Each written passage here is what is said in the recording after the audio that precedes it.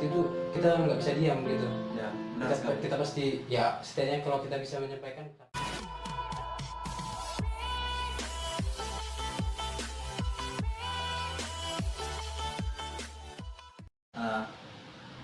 Lupa memperkenalkan dia ini, hostnya sebagai mantan ketua GMKI dulunya di tahun berapa itu, Boy?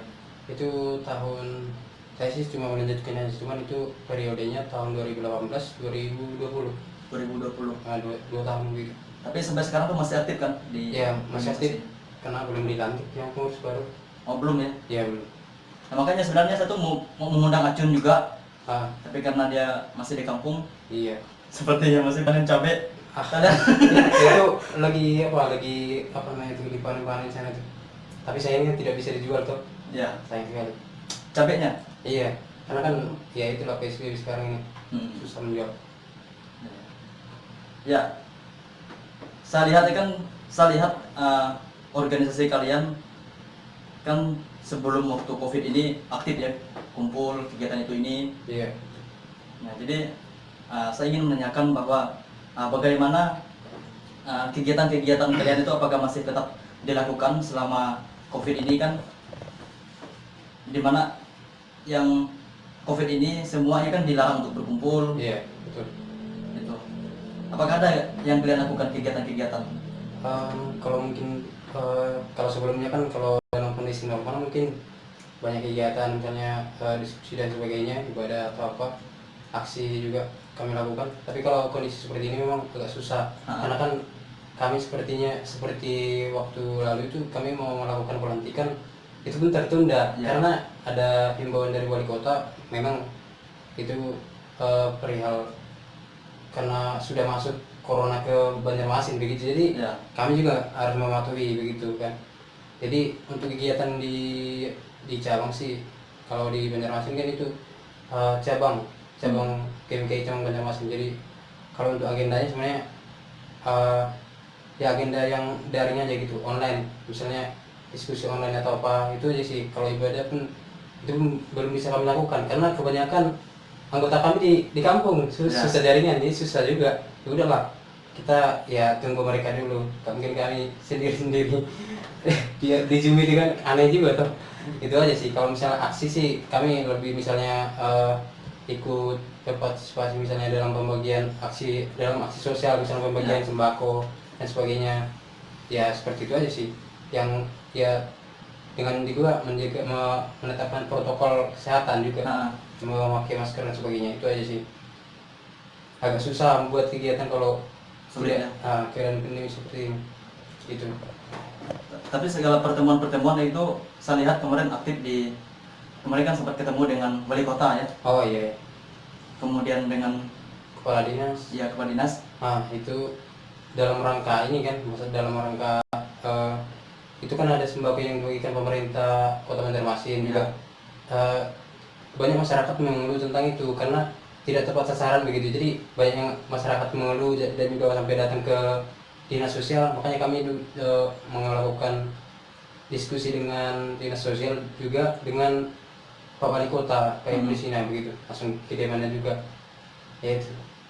Dalam rangka mencari solusi juga, karena kan kita nggak enak juga, kita sebagai kaum muda yang peduli masyarakat, kita melihat seperti itu kita nggak bisa diam gitu. Ya, benar kita pasti ya setidaknya kalau kita bisa menyampaikan, kenapa enggak gitu. Nah, apa yang bisa kita lakukan untuk mereka gitu. Nah, itu aja sih. Kalau kita mungkin nggak bisa kita kasih sama mereka, tapi kan kita bisa menjalankan mereka pemerintah gitu. Gitu aja menurut saya. Sebagai pemuda harapan bangsa. Ya, kita ini pemuda harapan bangsa, bukan kita kami juga. Pemuda yang kaleng-kaleng. Oh, enggak. Ya, kemudian yang dibahas dengan mereka Pak Teras Nalang itu kan pertemuan saya lihat kemarin. Iya.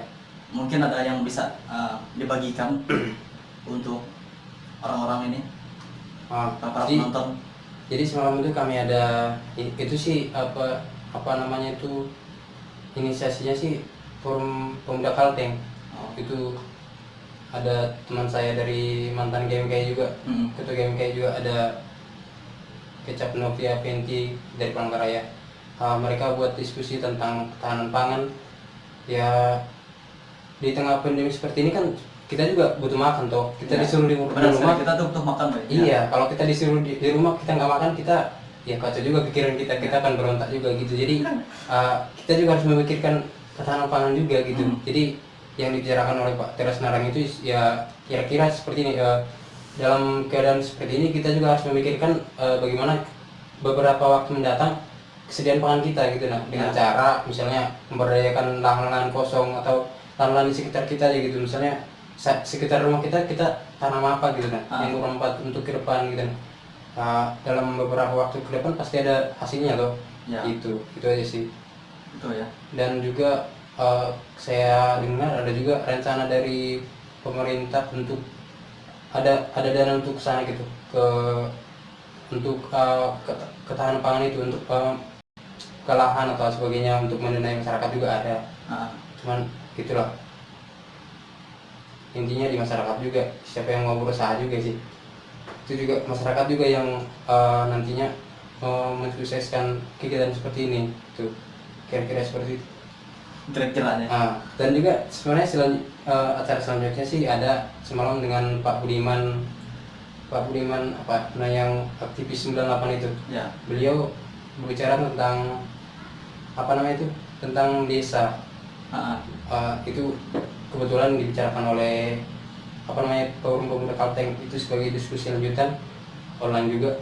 Itu beliau berbicara tentang bagaimana nanti pemuda ini ya seperti saya misalnya dari Sumatera Utara toh. Jadi nanti saya bisa kembali ke desa saya gitu. Saya bisa membangun di sana gitu, membangun desa saya dengan cara misalnya saya pendidikan belum sarjana sih, belum lulus. Ini pun masih skripsi, cuman maksudnya kan kalau saya misalnya nanti lulus SHB, saya paham bisnis ya, nanti saya ajarkan cara entrepreneur kepada masyarakat di desa gitu.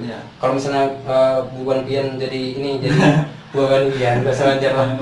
Kalau belajar tentang teologi, nanti Buan Pian juga yang nampak gitu. Nah, kalau ada yang belajar manajemen, pokoknya siapapun yang dari desa itu kembali ke desa gitu nah, untuk memberdayakan di desa itu, memberikan pemahaman kepada desa. Jangan nanti sampai mereka kita anak desa tapi kita tidak peduli dengan kepedulian kita dengan membagikan ilmu kita kepada mereka, gitu aja sih.